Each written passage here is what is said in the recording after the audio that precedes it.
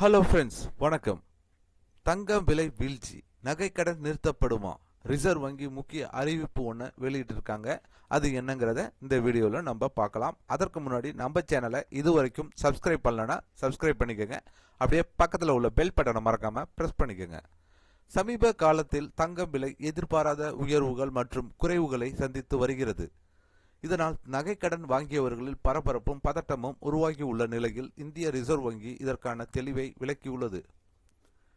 Reserve வங்கி அதிகாரிகள் கூறும்படி, தங்கம் விலை குறைந்தாலும் வங்கிகள் மற்றும் நிதி நிறுவனங்கள் மிக வலுவான கொள்கைகள் பின்பற்றி வருகின்றதால் நஷ்டம் ஏற்படாது. தற்போதைய நகைக்கடன்கள் தரமானவை, மக்கள் கடனை முறையாக திருப்பி செலுத்துகின்றனர். ஆர்பிஐ விதிகளின்படி தங்கத்தின் மதிப்பில் 85% வரை கடன் வழங்க அனுமதி உண்டு. ஆனால் பெரும்பாலான வங்கிகள் அதற்கு குறைவான தொகையை மட்டுமே கடனாக வழங்கி வருகின்றனர். இதனால் விலை வீழ்ச்சி ஏற்பட்டாலும் கடன் வழங்கிய வங்கிகளுக்கு பெரிய பாதிப்பு ஒன்றும் வராது. கடந்த 2 ஆண்டுகளில் நகைக்கடன் வாங்கியவர்களின் எண்ணிக்கை குறிப்பிடத்தக்கமாக அதிகரித்து உள்ளது. வங்கிகள் போதிய பாதுகாப்பு இடைவெளியுடன் கடன் வழங்குவதால் சிறிய விலை மாற்றங்கள் நகை கடனுக்கு பாதிப்பை ஏற்படுத்தாது என்று ஆர்பிஐ தெரிவித்துள்ளது.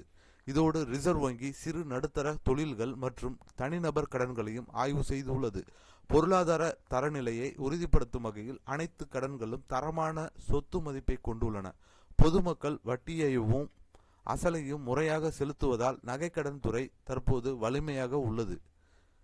புதிய நகைக்கடன் பெறும் பயனாளர்களுக்கு தொகையில் சில மாற்றங்கள் ஏற்படலாம். ஆனால் ஏற்கனவே கடன் பெற்றவர்களுக்கு பெரிய பாதிப்பு ஒன்றும் ஏற்படாது என தெளிவாக ஆர்பிஐ